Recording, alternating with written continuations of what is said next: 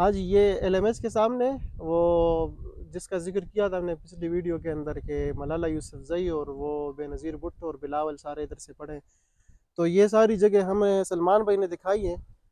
सलमान भाई के साथ कोरिया से ताल्लुक़ है और इन्होंने हमारे टाइम को बड़ा प्रॉपरली यूटिलाइज़ किया और बहुत इंपॉर्टेंट जगह दिखाई हैं, जिधर से इमरान खान पढ़े हैं, जिधर जी। से ये सारी बड़ी मशहूर शख्सियात पढ़ी हैं।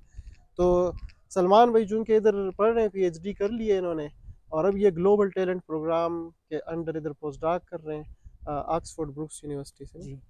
जी, तो आप बताएं ऑक्सफोर्ड के बारे में कि आपका इधर कैसा एक्सपीरियंस था पीएचडी का और फिर अभी पोस्ट डॉक का। Thank you very much Noman भाई आपके आने का। जी, तो मैं 2020 फरवरी में आया था ऑक्सफोर्ड फर्स्ट टाइम। तो वो तो कम्प्लीटली डिफरेंट इन्वायरमेंट था, हम्म। क्योंकि साउथ कोरिया से मूव होना यहाँ आपको ख़ुद भी फील हो गया होगा ऑस्ट्रिया हाँ। में। वो कंप्लीट डिफरेंट इन्वायरमेंट है, यहाँ पे थोड़ा काम है। हम्म। लेकिन ओवरऑल इस तरह की सिटी में जिसकी हिस्ट्री हो, जिसकी इंग्लिश स्पीकिंग वर्ल्ड में ये पहली यूनिवर्सिटी है, तो मैं इसको ऑन करता हूँ। इवन दो मैं ऑक्सफोर्ड का पार्ट नहीं हूँ, ऑक्सफोर्ड से एसोसिएटेड ऑक्सफोर्ड का हिस्सा नहीं हूँ, लेकिन ऑक्सफोर्ड ब्रूक्स भी ऑक्सफोर्ड सिटी के अंदर एक और यूनिवर्सिटी है, जहाँ से मैंने कंप्यूटर विजन में पीएचडी ऑलमोस्ट कंप्लीट कर ली। ऑफिशियल ग्रेजुएट नहीं हुआ हूँ, लेकिन ऑलमोस्ट कंप्लीट हो गई है और मैं as a research fellow post doc काम कर रहा हूँ हम्म। ऑक्सफोर्ड ब्रूक्स यूनिवर्सिटी के साथ। सही। तो आप क्या कहते हैं यहाँ पर एनवायरनमेंट तो बहुत अच्छा है, मतलब लिविंग स्टडी का बाकी आप क्या कहते हैं कि यहाँ पर इन होना कितना आसान है, कितना मुश्किल है, और यहाँ पर आप क्या कहते हैं कितने पाकिस्तानी हैं इस वक्त रफली। ओवरऑल यहाँ पे तो पाकिस्तानियों का नंबर अच्छा है ऑक्सफोर्ड में। ऑक्सफोर्ड की अपनी एक सोसाइटी है, हम्म। ऑक्सफोर्ड स्टूडेंट सोसाइटी है पाकिस्तानियों की। ज़्यादातर जो है मतलब डिफरेंट नेशनलिटीज़ के हैं, मतलब ब्रिटिश पाकिस्तानी और ऑल। लेकिन पाकिस्तान से भी ज़्यादा लोग आते हैं ऑक्सफोर्ड में और यहाँ से पढ़ते। ओवरऑल एक्सपीरियंस जो मेरा ऑक्सफोर्ड में रहा, तो ये एक बहुत अमेजिंग एक्सपीरियंस है। ऑक्सफोर्ड एक बहुत काम सिटी है और यहाँ एजुकेशन की एक हिस्ट्री है। मतलब आप एक एनवायरनमेंट में रहते हैं तो आप कुछ ना कुछ हासिल करके जाते हैं। तो मैंने बहुत ज़्यादा सीखा ऑक्सफोर्ड से, ओवरऑल अपनी यूनिवर्सिटी से, क्योंकि मैं एज अ टीचिंग और पार्ट टाइम रोल्स भी करता हूँ समर प्रोग्राम में। ऑक्सफोर्ड में भी आना जाना रहता है, लेकिन मेरे लिए ये एक एज़ाज़ की बात है कि मैं यहाँ पे हूँ। एसीसीटी से पीएचडी कंप्लीट कर ली। और इसके अलावा जो मैं हूँ, पीएचडी के बाद मैं आया तो स्टूडेंट वीज़े पे था, लेकिन आजकल मैं ग्लोबल टैलेंट वीज़े पे हूँ, जो कि एक खुद में ही एक प्रेस्टीज है। मतलब ग्लोबल टैलेंट वीज़ा लेना, क्योंकि इसकी सबसे बिग इम्पोर्टेंस ये है कि आप फ्री टू स्पॉन्सर होते हैं। मैं एनी टाइम अपना जॉब हम्म। चेंज कर सकता हूँ, जब भी जा सकता हूँ। मैं फ्री टू स्पॉन्सर हूँ। इसके अलावा इसकी मिनिमम रिक्वायरमेंट 3 इयर्स है। अगर मैं 3 साल गुजारता हूँ इस वीज़े पे, तो मुझे यहाँ की जो परमानेंट रेजिडेंटशिप है मिल जाएगी, जहाँ ये आईएलआर कहते हैं यूके में, अच्छा इंडेफिनेट लीव टू रिमेन। अच्छा अच्छा, और फिर आप इसको पासपोर्ट में कन्वर्ट कर सकते कर हैं। सकते हैं हाँ, उसकी रिक्वायरमेंट 1 और साल या मिनिमम 5 साल सही सही। गुजारना। अच्छा, ये तो बड़े ज़बरदस्त एस्पेक्ट है, मुझे खुद ग्लोबल टैलेंट प्रोग्राम का पता नहीं था, मुझे सलमान भाई से और एक और दोस्त से पता चला है इम्पीरियल कॉलेज लंदन में।